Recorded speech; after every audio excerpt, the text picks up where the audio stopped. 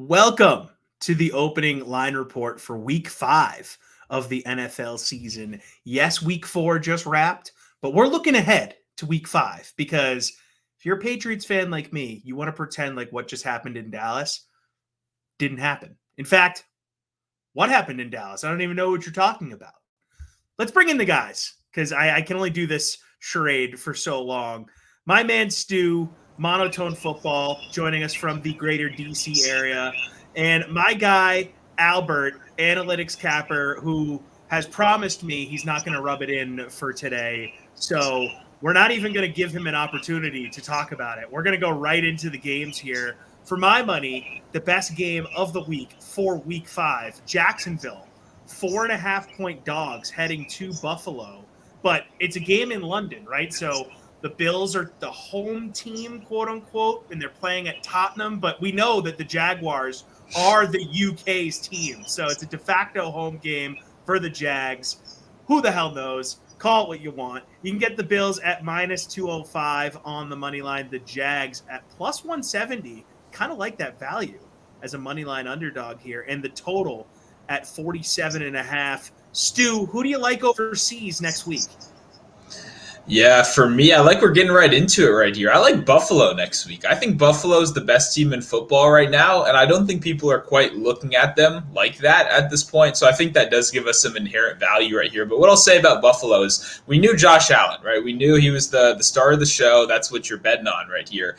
What's impressed me is that offensive line has been phenomenal. That defense, even with some injuries, has also been phenomenal so far. Jacksonville, on the other hand, yeah, they've got a couple wins, got a couple tough losses. I haven't been super impressed. If you watched the show before the season, you would know I was pretty low on Jacksonville coming in, specifically that defense. The defense has not been impressive so far. I don't really have much faith that they're going to be able to slow down the Bills' offense. So for that reason, I'm definitely liking the Bills. The only thing I don't like is I just don't like betting on these London games. For whatever reason, the favorites never seem to cover at a super high rate. But I still like the Bills a lot. I think they're the better team. You're muted. I think we're going to disagree right off the bat there, Stu. I like the Jags. Tommy mentioned it. They dominate London. Anything that resembles the UK, Great Britain, the Jags just dominate. And it's a little bit of a rest advantage, right? Because they're already over there and they're staying there. I know it's not much. I mean, it's still a pretty long flight for the Buffalo Bills, but with that being said, it's a nice spot for them. They played early today. They're going to get a little bit more rest, whereas the Bills had an amazing game. I agree with Stu with one point is the Bills arguably might be the best team, especially what we saw with the Chiefs tonight struggling against Zach Wilson. But the Bills are flying high. They definitely made a statement to the AFC East there that they still dominate that division. And now they have the potential or the opportunity to make another statement to the conference as a whole to let the Jags know and the Chiefs know that, you know, they are still one of the top dogs. I'll ask this question to the class here because I think it matters based on what we saw from both of these teams today. Who do you think made a bigger statement on this Sunday? Did the Bills prove to us more certainly that they are the best team in the NFL, or did the Jaguars prove to us, hey, we figured out this offense thing, and we're going to be a team that you have to actually worry about on the offensive side of the ball. We got this passing game going. Stu, why don't you go first?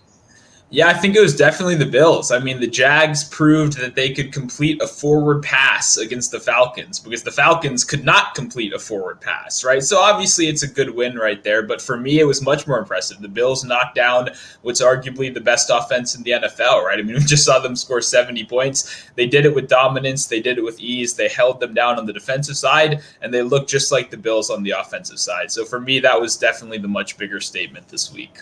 Stu, we agree on something finally. I agree. It's the Bills. And I think this is what Josh Allen needs to realize. When the guy takes care of the ball, when he is focused on ball security, not turning it over, the guy, he is without a doubt an MVP front runner, at least in the discussion, right? So I think Josh Allen, I know he's not trying to turn the ball over, but he just needs to be a lot more cognizant moving forward to really take care of the ball. Today, he took care of the ball. He dominated a team that just dropped 70 points last week. The Bills almost dropped 50 on their heads. But the Jags did show something, right? The Jags We're a lot more in sync offensively. Yes, Stu is correct. The Falcons are very one-dimensional. It's much easier to play against a team like Atlanta. But we talk about get-right spots all the time. That potentially might be a get-right spot for the Jags moving forward, especially because they're playing back-to-back games in their favorite city, London, UK. Yeah, and we have a question here from Jason on YouTube. He asks if the Jags staying in London. He thinks, sure, they're staying, so they'll have the advantage, but is it really that much of an advantage with Buffalo riding high off that big win? I think that it's been addressed by both of you guys here that the London advantage here for the Jaguars, both staying there and it being their de facto like second city, does help them to a degree. But I'm kind of with Jason here. I think he's trying to make the point. Buffalo, I think that they probably look at themselves and say, we'll play anyone anywhere right now. And yes, they won at home against Miami, but to beat Miami the way they did today, it was a convincing win for Buffalo. So I think it's going to be a great game. I think 4.5 is an interesting number. I kind of like to stay away from 4.5. It's just too in the middle for me. So I'll be staying away. I'll just be enjoying this one as a fan. Another game I will be enjoying because I just enjoy watching this guy play football, even though it's been kind of a weird start to the season. Lamar Jackson and the Ravens, they head to Pittsburgh as 2-point favorites. You can get the Ravens at -125 on the money line and the Steelers at +125 with a total of 41.5. And I have to imagine that this line is going to be moving throughout the week with Kenny Pickett's injury news, and we'll find out more about that as the days go on here. But Albert, why don't you start us off here? What do you like in this AFC North battle? Yeah, the Ravens love taking care of backup quarterbacks. They did that again. They did that against the Cleveland Browns today, right? Deshaun Watson was out, so DTR was in and dominated him. The Browns only scored 3 points, and even that was kind of fluky, to be honest. Pittsburgh, you're right. If Pickett is not in there, Mitch Trubisky is going to be playing. He didn't play well today. Thankfully, I was on Houston. But usually, and I think Stu can attest to this, usually when a backup knows he's going to be playing, he comes a lot more prepared and the line doesn't really adjust accordingly. So I tend to like the value of backup quarterbacks when they know ahead that they're going to play. If it's like a late minute scratch or if it's an injury in the game, that's when the backups really have issues because they took no reps during the week. But if they're prepared, like Cooper Rush last year against the Minnesota Vikings, right? He came in there prepared because he knew Dak was hurt and he dominated that team. There's a lot of examples of the value backup QBs have when it comes to against the spread. Yeah, no, that's an interesting one. I mean, and too, like Kenny Pickett, it's not like he was giving you stellar quarterback play already, right? So how much of a downgrade really is it to a guy like Mitch Trubisky, who we saw start a couple games last year and look pretty good as well? So I agree. I do think the line will move in the Ravens' favor just because it is a backup quarterback. But still, I'm not sure if it's actually the biggest downgrade in the world. Maybe I'm just lower on Pickett than consensus, right? I was kind of here week one saying, oh, yeah, congrats. He had perfect drives against a couple preseason teams. But let's see it in the regular season, and we haven't so far. But luckily for them, they might not even change the playbook. Matt Canada might only have 5 plays that he can possibly run. So he physically can't change the playbook, right? He just has to use the same plays. So it'll be an interesting one. I like the Ravens. Pittsburgh, they have one good part of their team, right? It's that defensive line, very strong. But we saw the same thing with Cleveland this week as well. Obviously, it should be a little bit better on the offensive side of the ball. But I was just worried, how is Lamar Jackson going to handle himself under pressure? He looked very, very good against arguably the best defense in football last week. So it's harder to get a real sample because, like you guys mentioned, it was DTR, and he looked absolutely awful out there. But I still trust Baltimore. I think they're a very strong team. And despite all these terrible injuries, their defense is still looking very strong. And I do want to make one final point there because I agree with Stu. I do lean Baltimore in this game. It's not because of the quarterback situation in Pittsburgh. But Baltimore right now, I think it's trending in the right direction. It took a while for, I think, Lamar Jackson to get back in the loop. First of all, if you look at Lamar Jackson as a favorite, he's actually one of the worst against the spread covering quarterbacks as a favorite. So this is a nice ATS spot for him individually, especially against an NFC North opponent. But to answer your question, Tommy, I do lean Baltimore as my initial play. And I think people are undervaluing the fact that he is still learning a new offense, Lamar, right? It's a new OC, and we all like, oh, he's going to get to pass more and all this stuff. But it's been a little bit of a learning curve here. But like you guys mentioned, regardless of who's playing quarterback for Pittsburgh right now, I think Baltimore is still the play here. And let's go to a team that dominated, and then they didn't dominate so much up in Indianapolis, and then a team that had a tough one against your boys with the Washington Commanders today. The Eagles coming in as a 6-point favorite against the Los Angeles Rams. The money line sees the Eagles at -250 and the Rams at +205 with a total of 46.5. I don't know what to make of the Rams at this point. I mean, they blow the lead to Indy today. Anthony Richardson looked awesome down the stretch. And yes, Puka, did his thing at the end there. What a start to the season. But the Rams should have had that game wrapped up in regulation. It should have been over. So the fact that they let Indy back into that game just continues to show me that we don't know who the Rams are just yet. And the Eagles, yes, they might be the best team in the NFC, but they have this nail biter with Washington today. So I don't know what to make of this. Albert, why don't you hit us first? Because Stu's going to have the biased, glasses on here with the Eagles just coming off that game with the Commanders. So, Albert, what you got? I'm going to lean the Rams here. I think this is a carbon copy of the first, 12, 15 years of Matt Stafford's career in Detroit. Like, he's always going to be a little bit short. He has a lot of talent. He has a ton of fourth quarter comebacks or fourth quarter game-winning drives, whether it's tied or a comeback. But because of his leadership, his experience, and he still has a very live arm, he's always going to be a live dog, especially late in the game. So if you don't want to jump on the Rams early, maybe if they get down late or if they get down at halftime, jump in at halftime. Because I think with Stafford and now with his connection with Puka, I think they're always going to have the ability to score really quickly.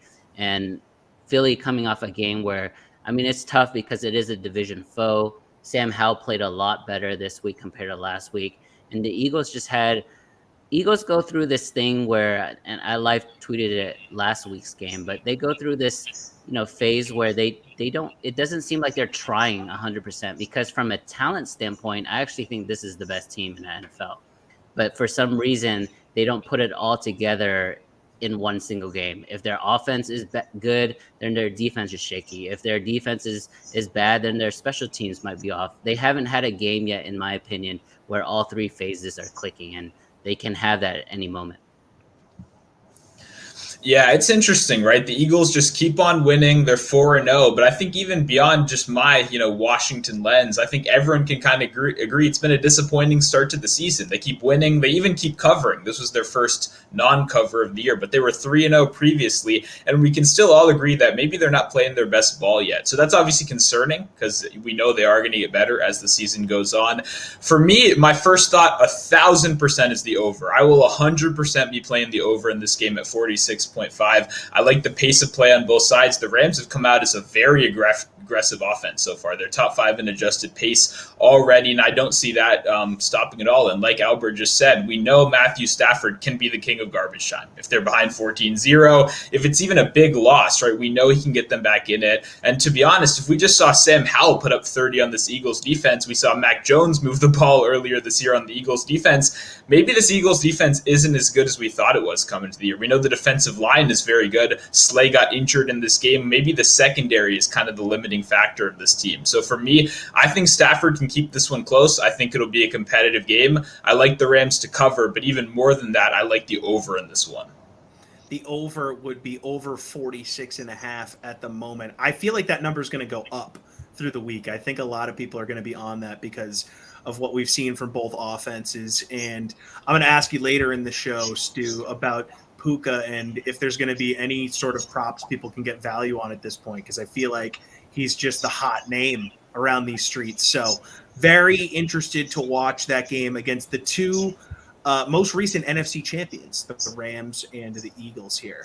Let's talk about the most recent AFC champion, the Kansas City Chiefs, taking on everyone's always preseason NFC champion, the Minnesota Vikings, who having a disappointing season, as we all know. Kansas City taking care of business tonight in New York. They are minus 278 on the money line, and Minnesota at plus 225 as the home dogs. The total at 52.5. Stu, why don't you start us out here? What's the play here for Kansas City as they probably go in and beat the brakes off of the Minnesota Vikings? Although, who knows? They never really cover these big numbers. But I just think Minnesota has been garbage this season. I just feel really comfortable saying that the Chiefs are going to beat the Vikings. Yeah, it's there we go.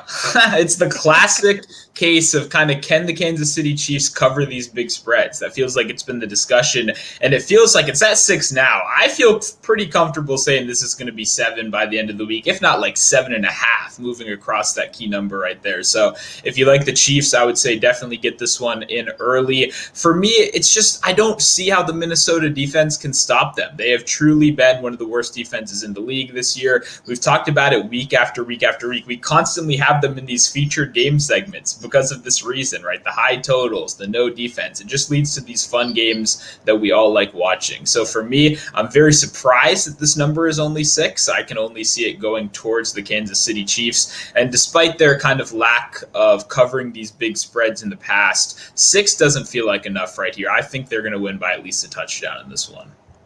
And our guy Jason here on YouTube saying Minnesota are frauds. Yep. So let's shout out to our man Jason, calling it like he sees it here. Albert, what do you got? Yeah, I love that, Jason. I know Minnesota just had their first win this week. They played another winless team, so not much of an accomplishment there, but I really like the Chiefs in this one. I agree with Stu wholeheartedly. I think this number is going to go to 7. There'll be some at 7.5, especially late money, KC coming in on Sunday. But they're going to be seeing the Minnesota defense, which is terrible, is going to be seeing a really motivated, pissed off Patrick Mahomes. He just had 2 turnovers tonight, 2 interceptions, 2 really bad one, and should have been a third one where the refs kind of gifted a defensive holding on the Jets there. So I think Patrick Mahomes individually is going to come in focused, prepared, and motivated to do well. Second thing, this game is indoors, inside track. This is really going to help out the speedsters for Kansas City. It's really going to depend on if Kirk Cousins can do enough with Justin Jefferson to score enough. So I know, Stu talked about the previous game liking the over. I like the over in this one as well. Inside track, weather is not an issue. Pissed off Patrick Mahomes. I like the KC team total over. And if you don't want to play the spread or anything like that, then I would focus on the totals. As someone that has Jordan Addison in fantasy and he put up the goose egg today, I mean, Jesus. So I like to hear that there's going to be an over, because you have to imagine that means Jordan Addison isn't going to have a freaking 0 again. So also, I'm proud of us for doing a Chiefs segment there and specifically talking about football. That's all I'll say about that. All right, Dallas, 3-point dogs heading to San Francisco. This is the game of the week. I know I said Jacksonville Buffalo is a really good game, but this is an awesome game too here. The Niners have been awesome. McCaffrey is unstoppable in the Shanahan offense. The Niners defense is great. Dallas's offense has looked awesome other than that game against Arizona. Dallas's defense is great. They destroyed my guys today. That's all we'll say about that. Albert, give your boys some love here and tell us what we should do with this NFC Classic rivalry next Sunday night. Yeah, I like the Cowboys in this, and not because I'm a Dallas Cowboys fan, but Tommy mentioned it. Their offense has been doing great, but if you look into the numbers, they've been terrible in the red zone. They're a bottom 5 team in the red zone. We kind of mentioned this last week. Those numbers kind of regress and get to the mean eventually. Maybe not this year. It could be next year, but it could be next week, right? With that being said, the 49ers are coming off a really dominant game against the Cardinals, but they really had a meaningless touchdown at the end, in my opinion, to get the cover. So I like to fade those really meaningless covers. And this is a really nice spot to fade a 49ers team at home. Again, this is a nice revenge spot as well. The Niners knocked out the Cowboys in the NFL playoffs last season. Whatever the case may be, whether it's injuries or, Turpin running into the kicker, but Dallas really played the Niners well in that game, even knocked Brock Purdy out for a drive or two. So if Micah Parsons and his defensive line buddies can get to Brock Purdy, I think this game is going to be a lot closer than people think. And I like the value here as Dallas coming in, just losing a few months ago in the playoffs. So those are great spots. You talk about that a ton in the NBA, for example. You can definitely bring that over and translate into NFL as well. So my play here, if you could get it with the hook 3.5, I like that a lot. But even at 3, do that and then sprinkle a little bit on the money line as well. Yeah, this is an awesome game right here. I'm so excited for this matchup. Two of the best defenses in the league, and obviously two very strong offenses as well. For me, it kind of comes down at the end of the day to what quarterback do you trust more under pressure in these situations? And my answer might surprise you a little bit. I think I'm going to go Brock Purdy and the 49ers in this one. And at the end of the day, it's not necessarily 1-to-1 that I think Brock Purdy is better under pressure than Dak Prescott. But I do think the weapons around him make for an offensive system where they can get the ball out quickly and they can kind of mitigate Dallas's biggest advantage, which is that pressure, getting in your face, shutting down these longer developing plays. Guess what? The 49ers have one longer developing play in their playbook. Half of it is get the ball to Debo, get the ball to Ayuk. The injury report should be getting better. They've been pretty calm with their guys. They've been letting them sit out, but this is obviously their biggest game of the season right here. And the 49ers offense has been absolutely locked in. So this is the toughest matchup they've had before. They haven't faced a Dallas defense yet. It'll be exciting to see if Purdy can continue to look this awesome. 9-0 as a starter, baby, in his NFL career. I'm not sure it comes to an end against Dallas. The cover is where it gets a little tricky because 3 points is very generous. Dallas is a very strong team, like I mentioned. So if I could get that any lower, a 2.5, I have no clue. I don't know about you guys. I guess open question to the panel. What direction do we think this moves? Like this one, it just seems so kind of evenly matched that I'd assume people would flock to Dallas just because laying 3 with Brock Purdy is a little tough. But I could see this kind of moving either way. I think it's going to go. Yeah, I think it's going to go back and forth between 3 and 3.5, to be honest. I don't think we'll see 2.5. Maybe you'll touch that, Stu, and you can jump on it right away. So have your alerts on, but I don't think it's going to last, to be honest. It's going to be a field goal game right at kickoff, in my opinion.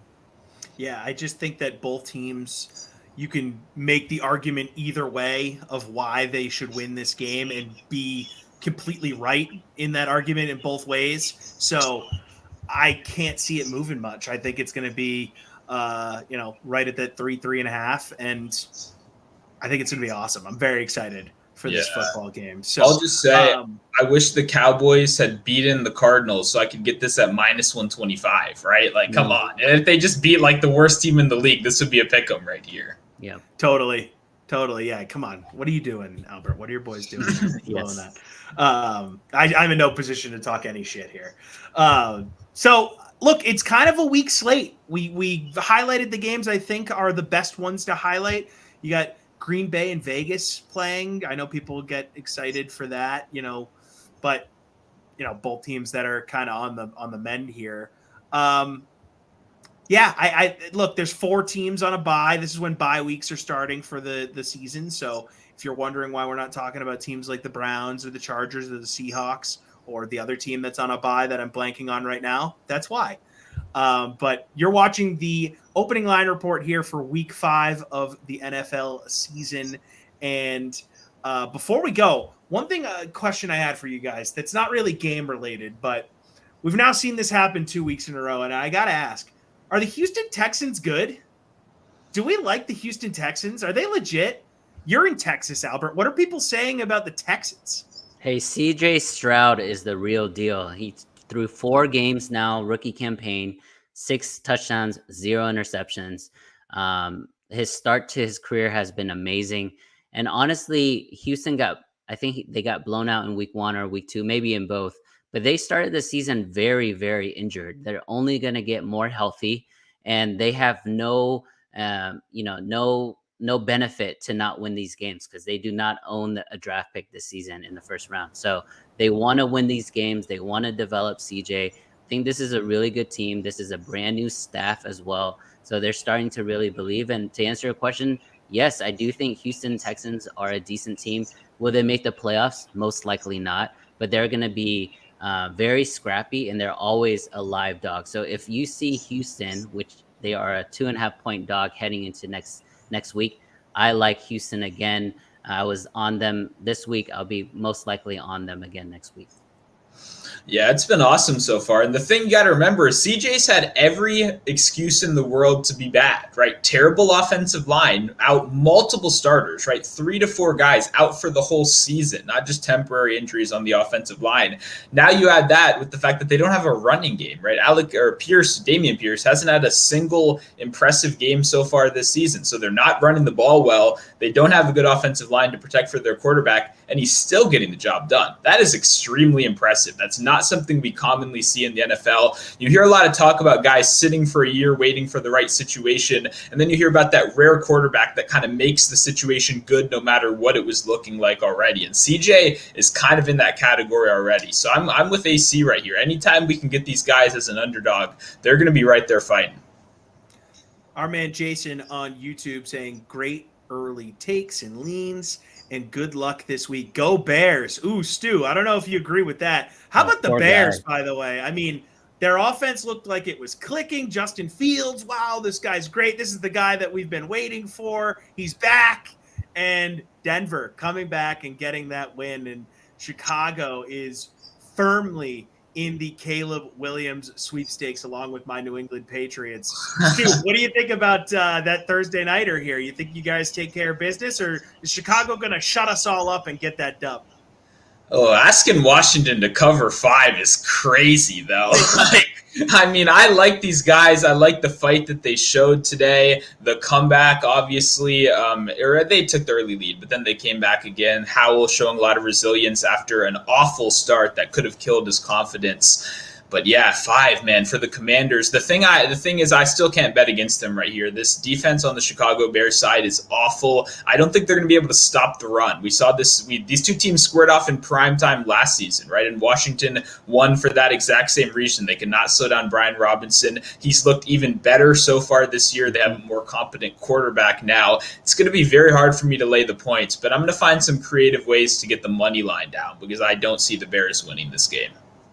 Yeah, Jason, thank you for your comments, but sorry that you are a Bears fan. I mean, Justin Fields had arguably the best passing game of his career, but that was marred by a pick six, or not a pick six, but he had an interception to end the game. But the drive previous to that was a fumble six, scoop and score there for the other team. I mean, he had a great game. The Broncos are a terrible team. I think Justin Fields had 4 touchdowns, and he put those 28 points like really quickly and very efficiently.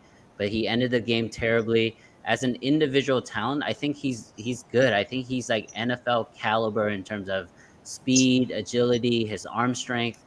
But just the fit there in Chicago it's not going well. So I know Stu mentioned he's a big Caleb Williams fan last episode. Caleb Williams might be able to turn that franchise around because that guy is the real deal. Well, maybe they're just cursed at quarterback. Who knows? I almost don't want Caleb Williams to go to Chicago because they just seemingly in the history of their franchise, outside of like 4 good years for Jim McMahon in the 80s, and I guess you could say Jay Cutler had some nice seasons. Outside of that, it's been bad. Okay, maybe Sid Luckman in like the 50s. We'll give them that too. All right, AC, thank you for everything tonight, as always. And says rough as a Bears fan. We feel your pain, Jason. We've all had to deal with losses here for our teams over the years. But AC, we'll be chatting with you next week, man. Thank you so much.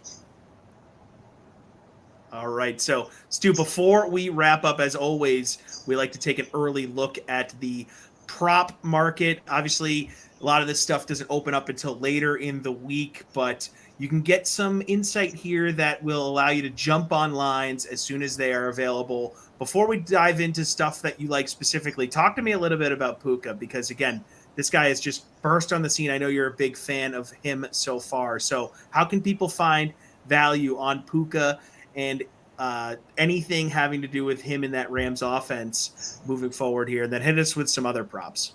Sounds good. And I guess the concern is Cooper Kupp, right? Is Cooper Kupp available to come back next week? I believe that's the case, right? I'm not. I believe he's available, but the reports are that he's not guaranteed to come back immediately here.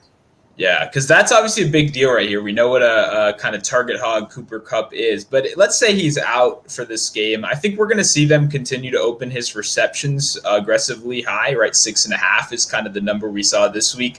I would not be surprised to see that number again. For me, I think I see a little bit more value on the yards, to be honest, because early they were looking at him real short, right? It was just those quick kind of hitch routes right over the middle. Let's get him the ball very quickly. The Eagles have been beat a little deeper than we might have been expecting recently. And I know Tutu Atwell is kind of running some of those deeper routes as well, who's obviously going to be a factor in this game. But for me, I like Puka on the receiving yards. I mentioned I think it's going to be an over game. I think Matthew Stafford's likely going to be playing from behind. And as we know, very comfortable playing from behind, slowly moving the ball down the field.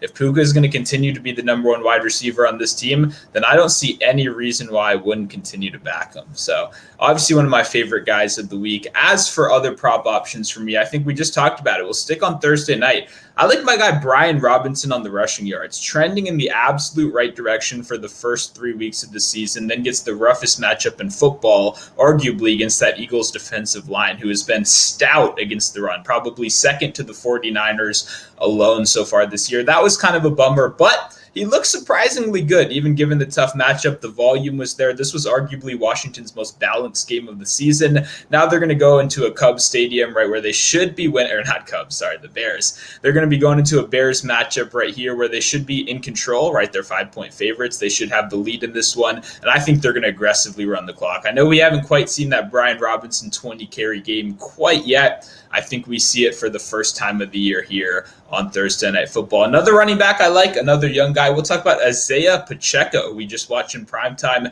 have another impressive performance. This is a guy that I've been, kind of itching to get more exposure to recently, but for whatever reason, I've talked myself out of it given the matchup, right? The Jets is a little bit of a tougher case. The Minnesota Vikings, absolutely not. That is exactly who we want to run against. Especially, like we all agree, Kansas City going to be up by 6 or 7, positive game script. If they get up by 14, 15 in this one, it's going to be all Isaiah Pacheco. And I mean, there's no rushing competition whatsoever, right? Jerick McKinnon is there for pass catching downs. He's going to run the ball 2 or 3 times in the game. And guess what? I don't know if you've seen Clyde Edwards-Helaire run the ball, but it does not look good. Pretty much every time he's touched the ball, it's resulted in a pretty negative play. So for that reason, I think Pacheco continues to stay in control of things and has another good game. So I love both those two running backs this week. I think they're my favorite prop leans going into the week.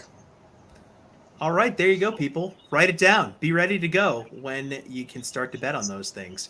All right, that is going to do it for the opening line report for Week 5. But before we go, I need to remind you guys to download the OddsTrader app.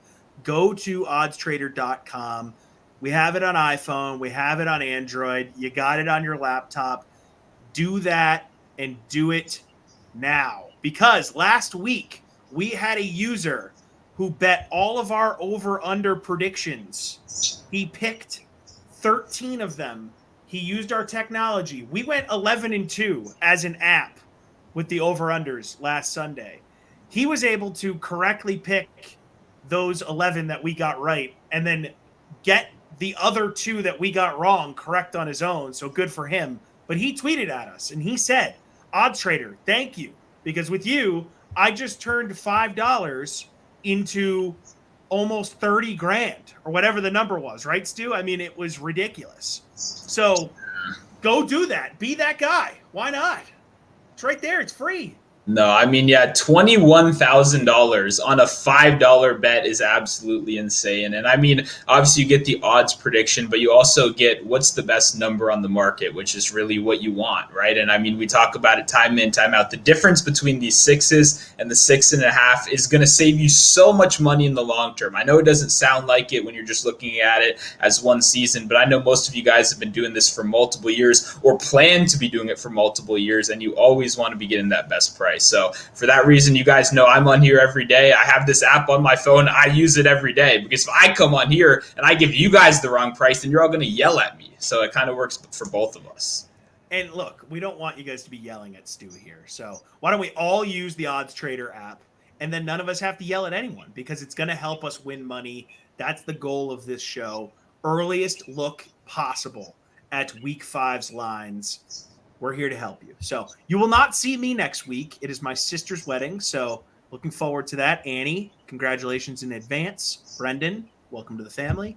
And hopefully the Patriots win next Sunday, and it will be a happy, jolly time because Monday is Indigenous Peoples Day. So they're doing the Sunday wedding here. So they're acting like it's Saturday. So anyone that's hating on the Sunday wedding, that is why. Anyways, that's enough for me.